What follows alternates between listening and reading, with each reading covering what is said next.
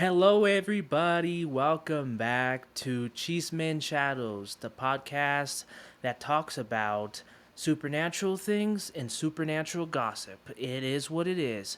And yeah, like always, it is your wonderful host, Miguel, but I'm a bit biased when I say that. Yeah, no, appreciate everybody coming back and listening in. I hope you have had an awesome, amazing day, and I hope you were, however way you're watching or listening to this, I hope you enjoy.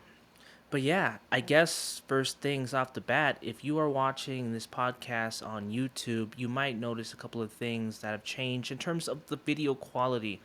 I hope it's an upgrade. That's the best case scenario. I hope you don't hate it. I wanted to change things up a little bit. I did like the aesthetic I was going for originally, but something about it also wasn't sitting quite right with the style I wanted for myself. I like a little bit more of a darker undertone with some more neon light types in the background. With the amount of space I have in this homemade studio, it doesn't allow me much for background lighting, so it's kind of the way I have to work with things. This is probably the best I could probably do, to be honest, and I kind of enjoy it. So, yeah. And if you are watching this on Spotify and soon to be Apple Podcast, then mind you not.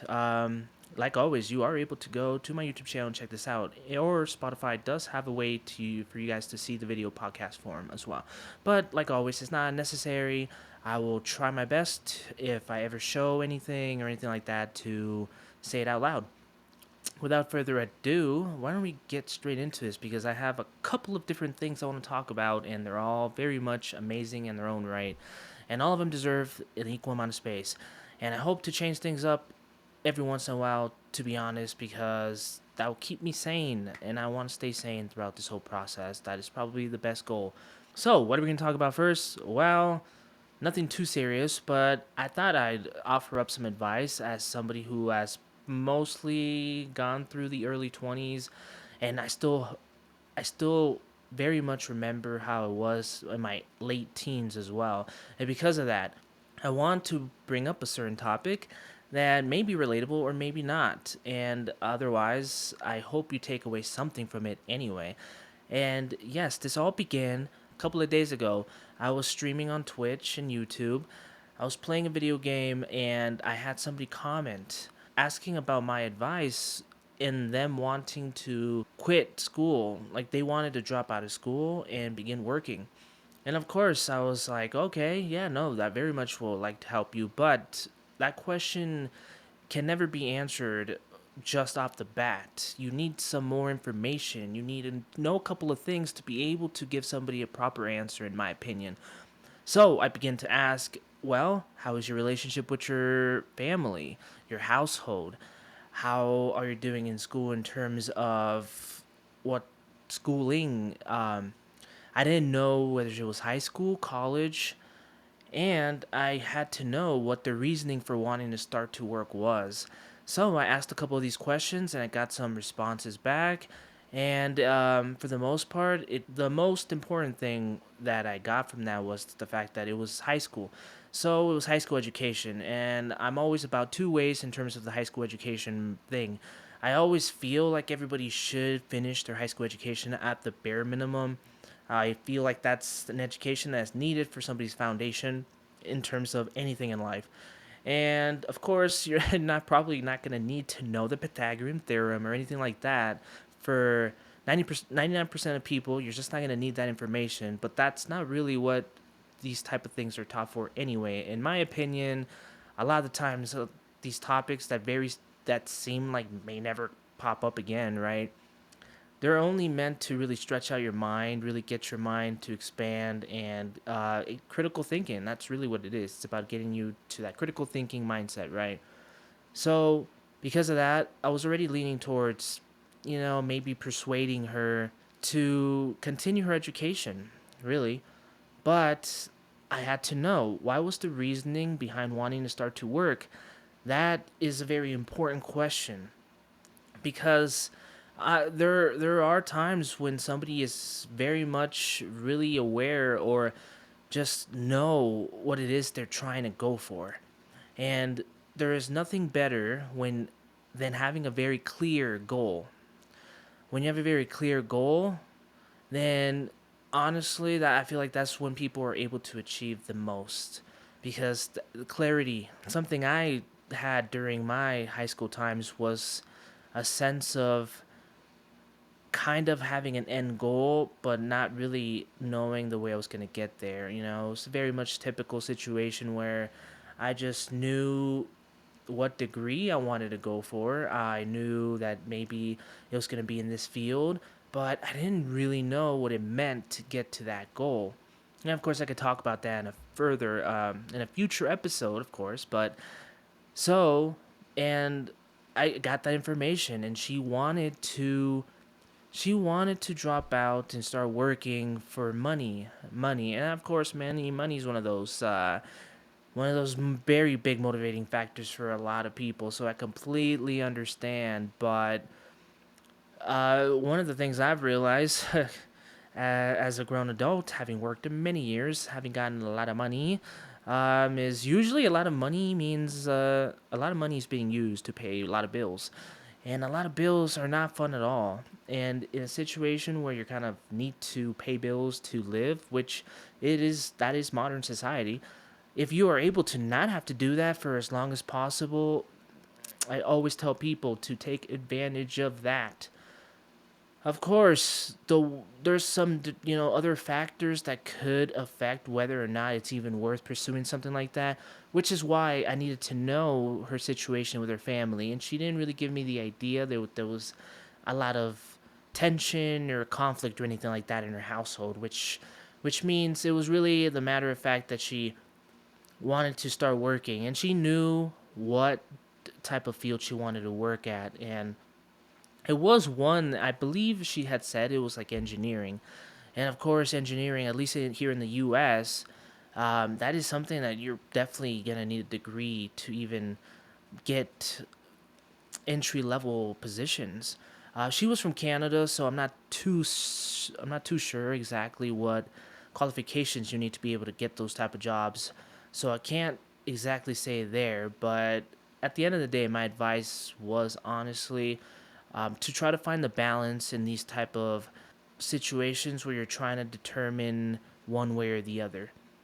So I had suggested she get a part-time job because that way she could continue her education but make that money. If money was such a reason for it, like she needed money, that was one way to get that going. And you know what? She's still in high school, which means she's a teenager. So likely, not guaranteed, likely the reason she wanted the money was for to buy certain things teenagers like to buy, right? Clothes, tech, video games, anything like that. Maybe save up for a car, whatever it may be. So that was honestly, in my opinion, what was probably the best suggestions. I'm always happy to receive some feedback, though, in terms of like how you may have approached that advice giving. I guess, would you have said the same thing? What would you have changed different, or what do you think would really change the way that decision is handled?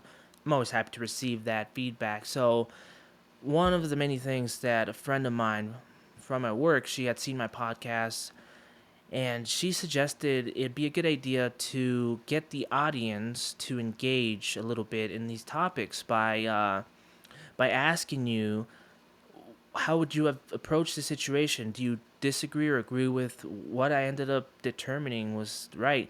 And that was from the Am I the Asshole segment, which we will definitely get to. It's probably my favorite segment, but I got some other segments coming up that could in the future take its spot, but we'll have to see. And of course, if you are listening on Spotify or Apple Podcasts, when that is eventually on there, then I completely understand that you're really able to respond back with comments.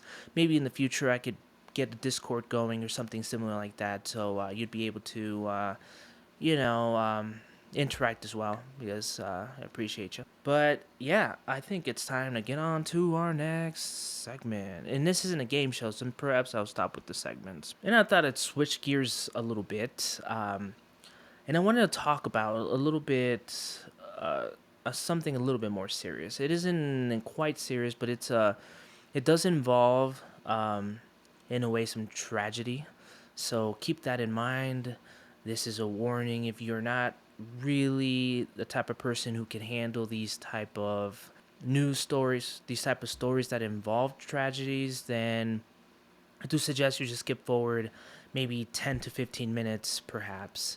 But otherwise, I want to talk about some of the recent aircraft crashes that have happened around the world, two of which have happened here in the United States and one that had happened in South Korea. And these ones are quite big, so we probably are all very much aware.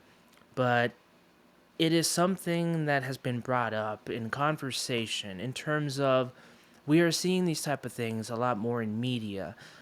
And the question comes up, or the idea comes up, that either these things are happening a lot more often for whatever reason, or maybe they are not happening more frequently, but now the media has decided to cover these type of stories a lot more.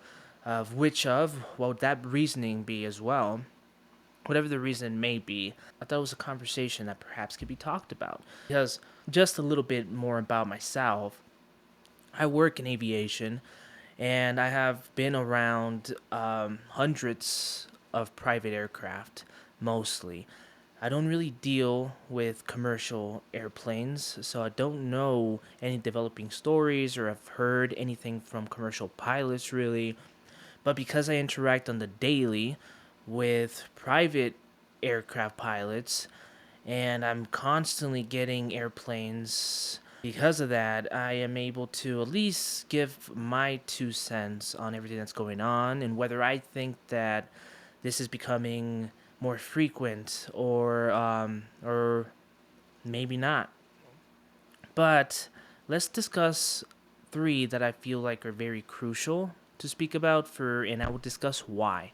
Okay, so let's discuss very much a major one that had happened here in the United States. And for international viewers who might have not known, perhaps because obviously the United States shouldn't be the center of attention in the world, but I feel like a lot of the times major airplane crashes that usually have a lot of people dying do tend to make it worldwide, at least in my opinion. So, because of that, we're going to be talking about the Washington, D.C. airplane crash that involved American Airlines and a U.S. Army Black Hawk helicopter. Okay? And I'm not going to go too in depth with these. I'm not familiar enough to the point where I could give many details about it. We could always do a deep dive on this. In fact, it is something that has crossed my mind for my other YouTube channel. I've thought about doing this type of content, but it would require a lot of research. It would be something that people would want me to make, or it would just have to involve a little bit more interest on my end. And I just have a lot of things going on, a lot of different projects in the works. Makes it pretty hard to decide to do something like that. But otherwise, yes, let's discuss that. The major reason this one was very important to speak about was not necessarily because of how grand it was, and I say that in not the very, in not the, in like a, in not a very positive way, more of like a, just like a matter of fact. It was a big, it was especially here in the United States, which is what I can mostly speak on.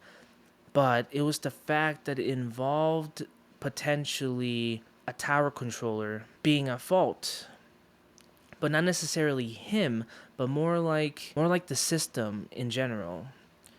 There was one air traffic controller present when there is usually two in that particular airport, which it's a crucial thing in my opinion, because it could signify that potential devastations because of lack of personnel.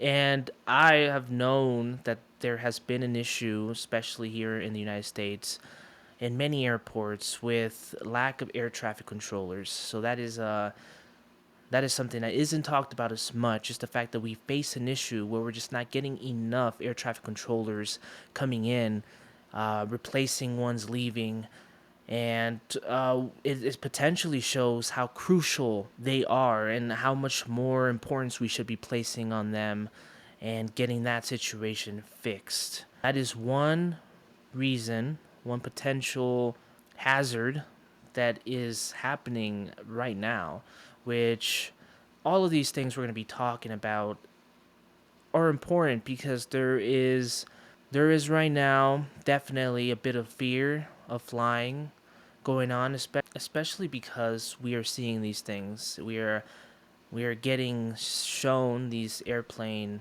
crashes, these airplane accidents on media, right? And the second aircraft we're going to be talking about happened in Philadelphia. It involved a medical Lear 55. This was a medical transport plane. At least that's what it was being used for. It's not exactly just designed for that. And even though we don't have much information at the moment about it, we do know 6 people died, including a patient on board with her mom. And the importance of this was because this is about a medium sized aircraft. It's generally used for general aviation, very much a way for private travel, right? And the way I see it is when we have any of these type of medium-sized aircrafts going down, it really can shake, I think, general aviation in general, because a lot more people fly private flying than I think most people are aware, especially because it is usually upper class type of way to fly. So it isn't very much for the middle lower class, maybe one day, but at the moment it isn't. But a big importance I place on this particular thing isn't necessarily that is showing the how much more dangerous it is to fly on these medium-sized aircraft, because that is not really the issue here. The big issue, or what I'm finding very much alarming, is the fact that this isn't as common as is getting pointed out by a lot of people. A lot of people are pointing out how these small aircraft tend to have accidents frequently, or there tends to be a couple of them a year, and it isn't anything major. The fact that we're now just seeing them on the news more. But this goes to show that, I mean, we're not talking about small aircraft. This is what I would consider a medium-sized aircraft. It's supposed to be pretty safe. And of course, accidents happen, and, these things are always possible. But it really indicates much more of like a sense of perhaps we need to be more aware and just keep an eye out. We don't know the cause of it, at least as of when I'm recording. I don't know much more in terms of what happened. I hope the investigation goes through, and I will happily provide an update on that. But yes, and then finally, we're gonna be talking about the South Korean accident. The South Korean accident that happened. At this point, it's been it's been weeks, but it is still very recent, and is still one of the more tragic accidents that have happened in a couple of years, in my opinion. I mean, who am I to determine what is or what is not very tragic? But I think we could all, in a sense, understand that there was 179 fatalities in this accident, which is quite a lot, to be honest.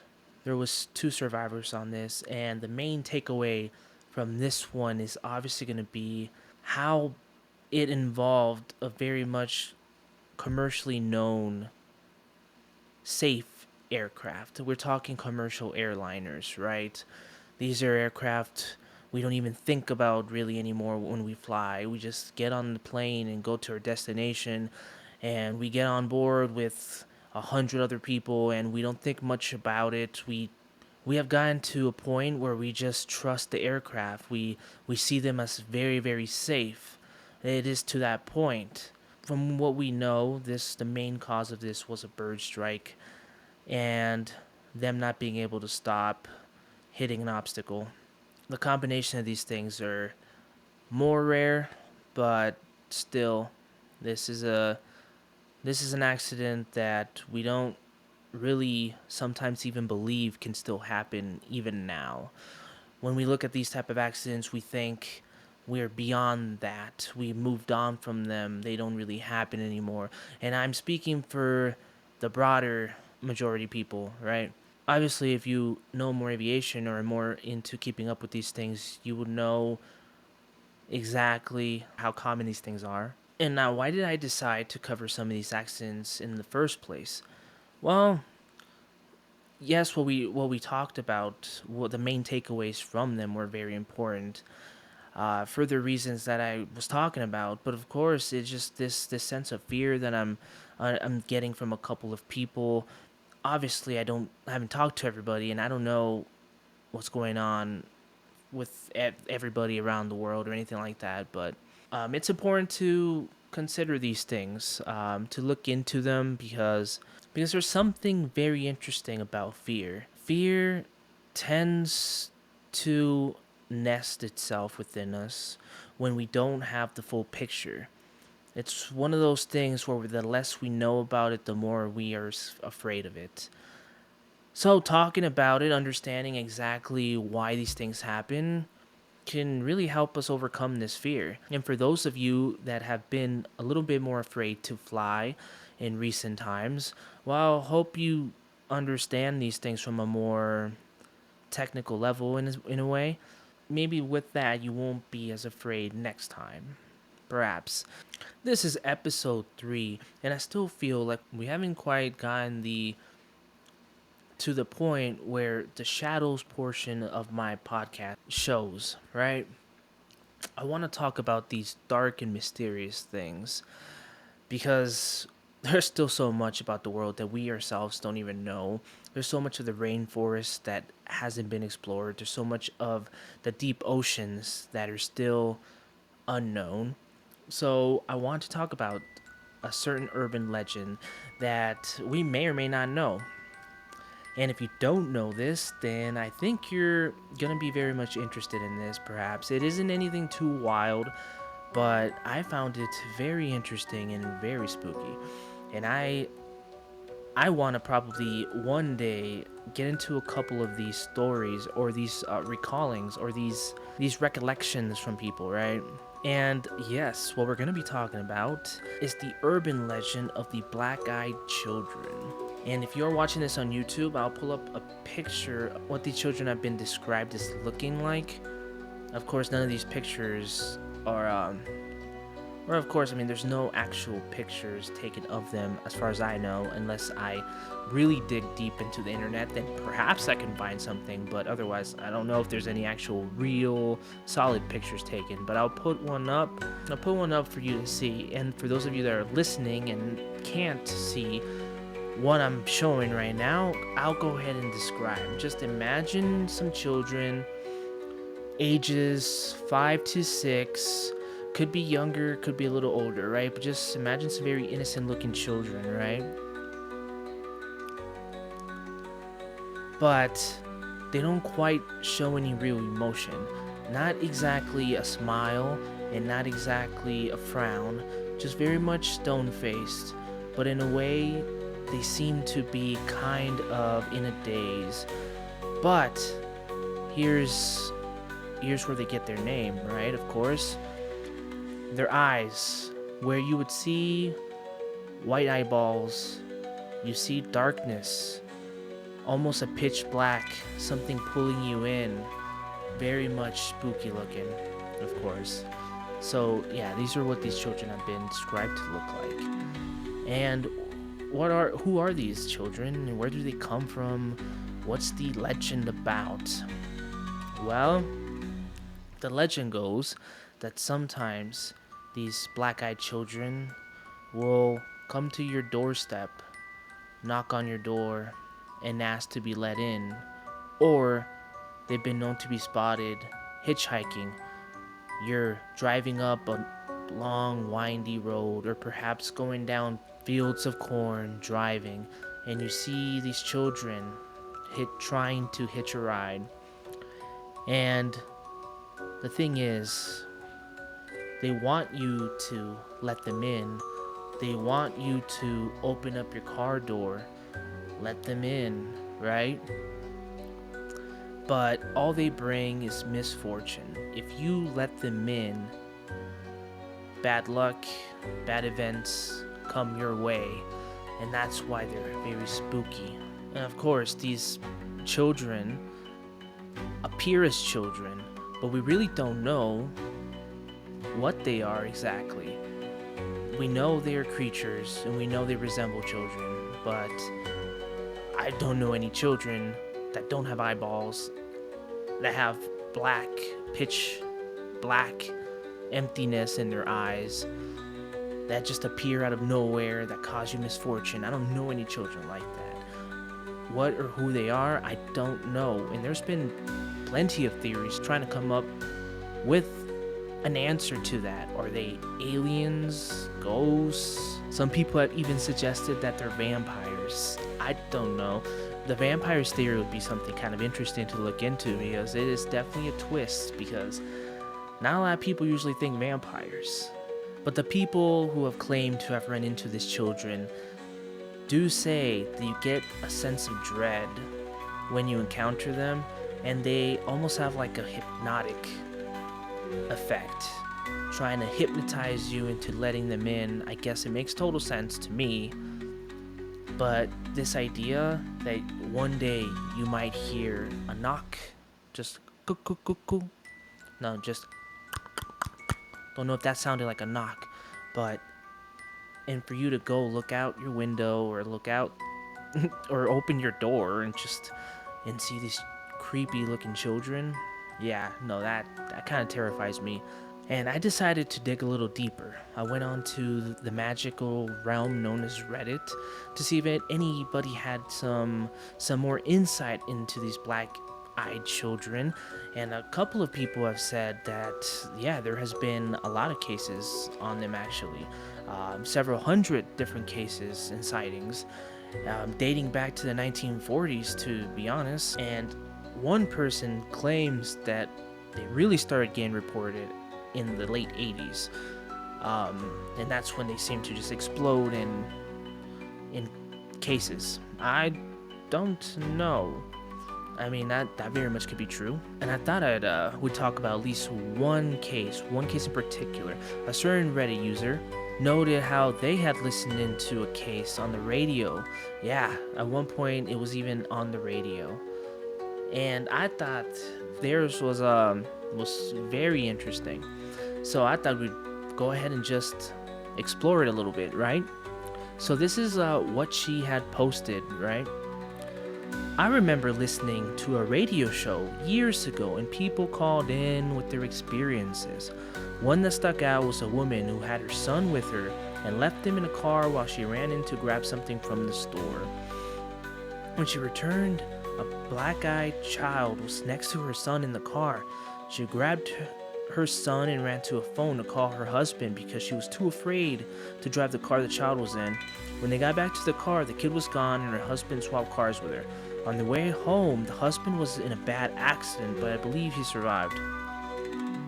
There was a few more and they all creeped me out. Dogs were very scared of him and they were always trying to come inside.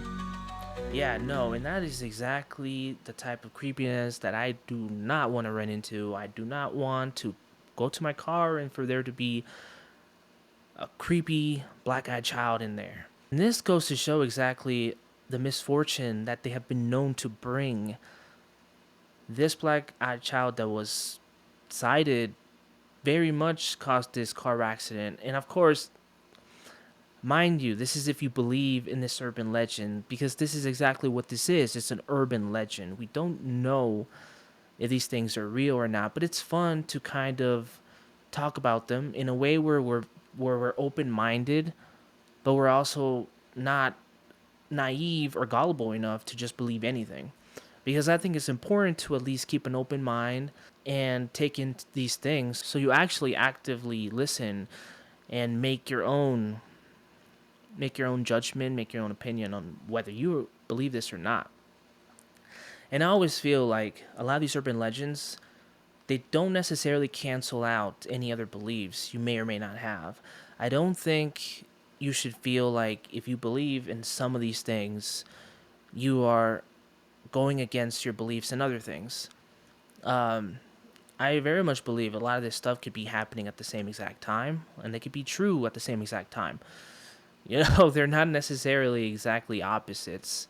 Believing in science doesn't necessarily mean you can't believe in some supernatural things. It's just all kind of, it's all gonna be however the heck you view them. How science fictiony you want them to be. And before we go on to the next little segment of ours, I want to go ahead and shout out my boy Ricky again because he's the man. He listens in. I don't know if he goes through the whole podcast. We're gonna be finding out pretty soon. If he sees this, if you Ricky, if you're watching this right now, thank you because you had to have been watching this for at least half an hour to have gotten to this point where I'm talking to you right now. But Ricky's still very much in denial about being an unk, being known as an unk to the younger guys. Ricky, listen, I understand. I remember the first time I got called sir. And because of that, I'm going to tell you this story. Ricky might know this story, but everybody else probably not. I went to a Christmas party a couple of years ago, maybe 4 to 5 years ago at this point, which means I was probably 21, maybe 22, but I don't even think so. I think I was 21 years old. I was 21 years old at a Christmas party, having the time of my life, getting some snacks, drinks. It was a good time. Somebody had brought their son, like their 16-year-old son, to the party. I was in line with him, grabbing our food or whatever, and he had to pass by me, and he called me sir. It was like, oh, I'm sorry, sir. And it is not fun the first time you get called sir because you're so used to being the one to call people sir. And yeah, to some of you guys, this might be just simple politeness that you might even say. You say that to anybody, regardless of age, but that's just not true. Let's be real here. There is calling somebody sir as a way to. We know the difference between calling somebody sir because and using it as just another substitute for like man or bro or whatever, and calling somebody sir because of how much older you think they are compared to you. And this is one of those situations where that kid definitely thought I was sir. So, Ricky, you're on the same boat as me now. It's a good thing. You're here with me. We're in this together. It's you and me. We're unks. And here's something I've always wanted to include in the podcast to start to get a bit more history and personal background for your host, for me, Miguel. Did I already mention I'm your host, Miguel? Uh, yeah, no, in a way, I wanted to slowly, over time, talk a little bit about my experiences. I can't say I'm an ultimate exciting person, right? I haven't lived a very crazy, adventure filled life. But I've had enough experiences to have a profile that allows me to speak on a lot of things and give my input, my advice. I've always liked giving advice to people. I feel like it is my duty to give advice to younger people, and I don't like the mentality of wanting younger people to experience the pain that we went through because that is a very weird mindset that I've seen a lot of times. I've seen older people have to go through bad pay or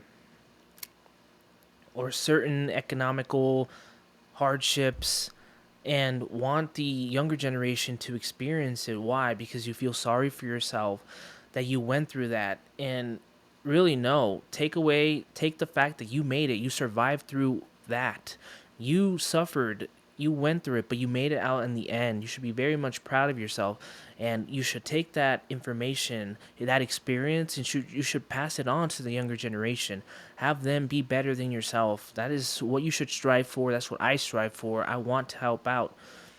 I especially like helping out my family. I will always gladly help out any of my younger family members with any situation or with any of their problems they have growing up, or any of the like adult responsibilities that they may not used to. I will gladly help them out. How to get your first credit card, I feel like is very important.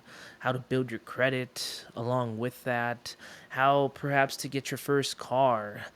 How to get your first house. That one's a little bit, more along the line, but getting your first job, all these sort of things I will always gladly help out with. And I figured I'm going to be passing this on as well in the podcast, because that is going to be one way for a lot of people who don't have older role models to look up to, or people willing to help them out in their own families. I don't think everybody needs to experience these things or suffer through them to learn about them. I grew up, and a lot of these things I had to learn the hard way. Some of them still haunt me to this day, but some of them I did get I did gain a lot of experience from having gone through them, sure, but I've also been able to use this to help out my younger siblings, making sure they didn't have to struggle through these things, because they're quite tough, and honestly, I don't I don't recommend everybody goes through them. One thing I would like to share, and that wasn't a thing I wanted to share. That wasn't even anything too specific, I feel like. But the one thing I did want to share is my experience traveling. Right, I'm not much of a traveler, but I definitely want to. I want to travel a lot more in the future. I hope to do so. But I have gone to a lot of places here in the United States, and I've gone abroad once. That is the extent of mine, but to be honest, if you live here in the United States, a lot of times you just don't go outside of your state. There isn't a lot of traveling, even within our own country, but you have to remember, if you're an international viewer, listener, the United States is really, really, really big. It's just that big, and our states vary so much. Um, it's already quite sad that the United States gets jumbled up as just one people. And as much as I always feel like there is an American idea, an American dream, I guess, we are still we still so different from state to state. And it's always good to travel within our own country, but having gone to England, having gone to London specifically, I want to say that wow, the world is very amazing. It's beautiful. It's great to go beyond your country. So for U.S. listeners, the one thing I will say is, don't travel because you feel like you're obligated to do this travel thing, but travel because I think it's very important to do that, to broaden our view. Your views just change. You gain this weird this new weird sense of knowing the world is bigger besides us. And I feel like that is the major reason why a lot of people in the US believe that we are the sun, and the planets around us, or the countries around the United States, orbit around the United States. And that is because we haven't opened up this perspective yet. But I truly believe that it can be opened by just going anywhere. But specifically, the further away from the US you go, the easier it is to open up.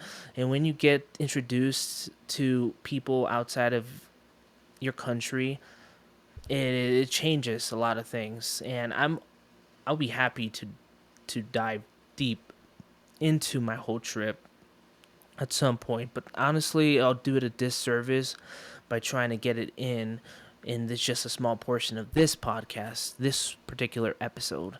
I will get to it though. You could bet on that. But I think we should get on to my most favorite segment of all. We're going to be diving into the Am I the Asshole segment where I give my hot take.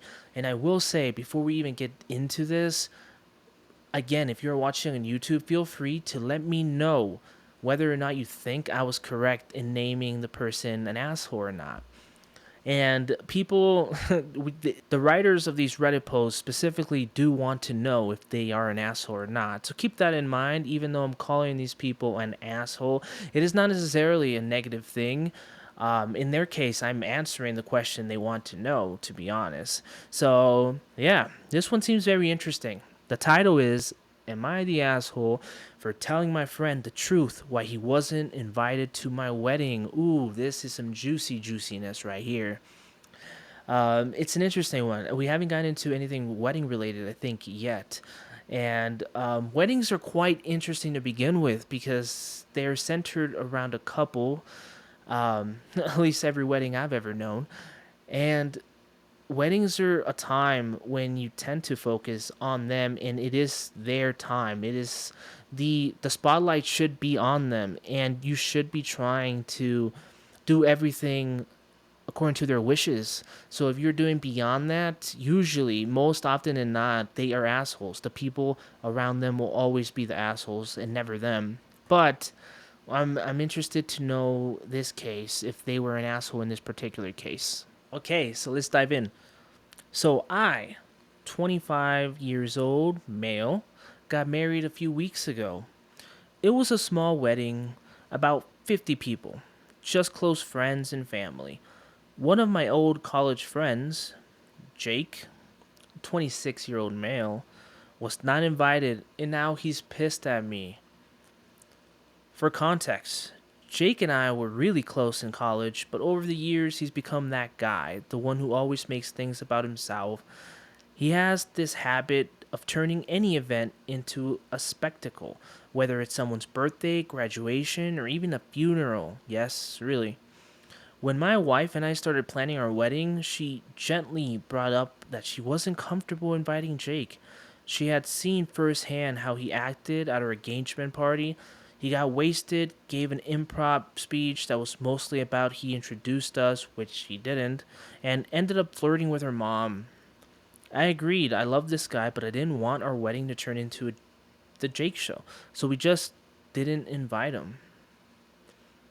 Well, Jake found out through social media and texted me, asking why he wasn't on the guest list. I figured I owed him honestly.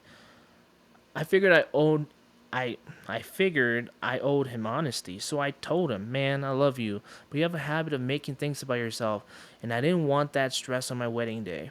He lost it. He said I was being a fake friend, that I should have trusted him to behave, and that I humiliated him by not inviting him when our mutual friends were there. Now some of those friends are saying I was too harsh, while others agree Jake's a walking disaster at the event. So, am I the asshole? Okay, I like this. I like this. I really do. But I also feel like this is a very easy one. So, I'm interested to know if you guys agree with me here. But he's not an asshole based on everything he has said. And that is what I believe. And here's why. Okay, so like I was mentioning, weddings are meant to be all about the couple getting married.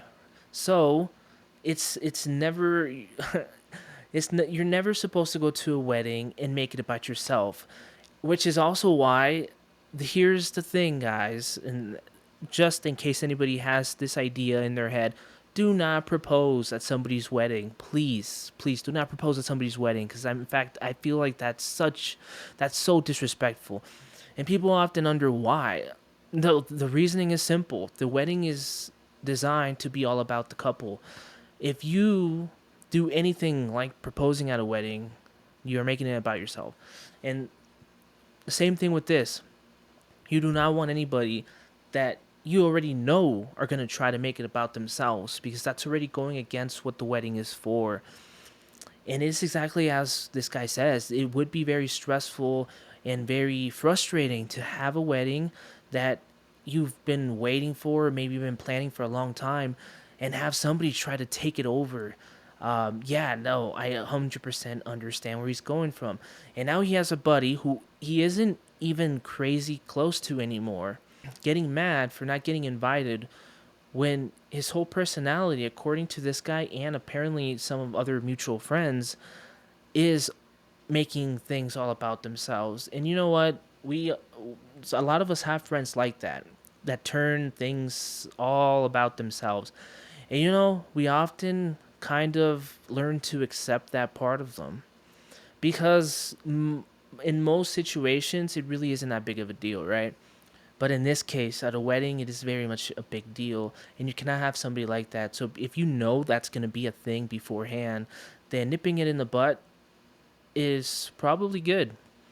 And the friend isn't very close, so that would be something that would probably change my views a little bit if they were really close friends. But they're not very close friends, and they haven't been for a while, so there goes that. So I think in this situation, it's pretty obvious that he is not an asshole. I will say, here's what I found pretty interesting because I'm always looking at these minor details, and he said that he had been invited to the engagement party. Okay, so my understanding, right, is the engagement party is very much connected to the the whole getting married thing.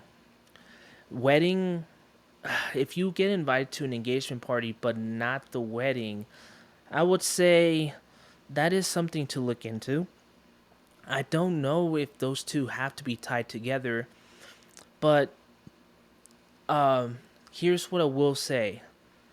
I do think there was a better way to have gone through the situation, okay? And here's how I would have done things, all right, buddy? Here's my advice to you for the future. You're not going to need it in the future, but for anybody else who's going through a similar situation, you invited this person to a engagement party and you saw them turn it into your, and you saw it firsthand, them turning that whole thing in, making them all about themselves, right? Okay, they were at the engagement party, so you got to understand at some level they do have the expectation to be invited to the wedding. I don't know if you should feel obligated to invite everybody that goes to your engagement party to the wedding, but I will say you cannot fault them to believe they will be getting invited to the wedding. With that in mind, the way I would go about it is you're going to have to let this person know that they are not getting invited to the wedding. And not through the means of them just finding out that everybody else has been invited and they haven't. Because not inviting somebody is a very passive way to not invite somebody. Especially when you're purposely not inviting them, right? Okay. I I would have called him up, told him, "Hey man, you really made the engagement party all about yourself. I don't really want something like that happening at the wedding, so unfortunately, I just don't think it's a good idea for you to go." Okay? That's what I would have done because he had the perfect opportunity to use what happened at the engagement party to not invite him without full on attacking his character. And that's where this dude went wrong. In fact, the more I think about it, the more I think, unfortunately, this guy might actually be the asshole. He might be the asshole because of the way he went about things. And man, this happened again. I got some interesting thoughts on the last "Am I the Asshole" segment. But yeah, no, I think this guy might be the asshole because he did not invite this guy in a very weird passive way by him having to find out because other people were getting invited. And then when the guy was trying to be honest, he perhaps went too honest and attacked his character because that is who he is. He's the type of person who makes things about himself. And you made the fact that he has this character flaw the reason why he didn't get invited to the wedding, which it very much could be exactly why, right? But you don't you don't have to necessarily say it out loud. It's like saying those things out loud, right? He had the perfect reason to use, and that was what happened at the engagement party. And that's what I would have brought up, because that overall probably was the final straw, right? What made you finally be like, yep, no, we just can't have this guy. So because of that, I have changed my mind. You are, in fact, an asshole. And yes, if you disagree with that take, please let me know down in the comments. If you're listening on Spotify or Apple Podcasts, you could just out loud say whether or not you agree with me. But I do hope if you have an opportunity to go check out the podcast on YouTube under the name Chisme and Shadows Podcast, feel free to do so, because it's another way to listen. And you're able to comment and let me know things. Okay, so we are ending off the podcast here. I appreciate you guys for tuning in again for my weekly podcasts here, Chisme and Shadows. It has been really fun. I'm changing things up again, and segments are getting better, I think. I hope they're getting better. We're going to be doing this. We're doing the Am I the Asshole segment. We have we'll try to include some mysterious or creepy story in the way, at some point during the podcast. I'll also try to give some stories on my personal life, give some advice to younger folks, perhaps talk about some real world events happening that I feel like are kind of important to talk about, some social issues, some humanity issues, all those type of great things. If you have any topic at all you want to discuss, or perhaps something you want to debate, I'm always happy to do so. If you have any true crime or supernatural story you want me to discuss, I'll go ahead and research it and give my 2 cents, talk about it here in the podcast. But besides that, it has been a great time with you all. I hope you have enjoyed the new way this looks. Again, sorry if you're on Apple or Spotify because you can't see. But thank you for joining me in. I make sure you tune in next Monday for another episode of Chisme and Shadows Podcast. See you later, everybody. Ooh.